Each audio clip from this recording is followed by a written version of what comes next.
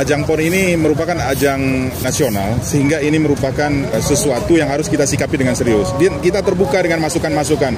Alhamdulillah tadi beberapa rekan-rekan menyampaikan ada keluhan wajah kota yang belum terlalu baik, masih sampah di beberapa titik. Ini segera kita tangani dan kita berterima kasih atas informasi seperti itu, karena tanpa adanya informasi ini mungkin kita tidak terlalu mengetahui semua titik yang akan dilalui itu. Tentu kepada seluruh masyarakat juga kita berharap jagalah kebersihan, jaga lingkungan sekitar, dan kemudian kita harus menyiapkan diri menerima tamu kita dengan menampilkan wajah Takengon dan Aceh Tengah yang baik. Itu saja mungkin yang kami sampaikan.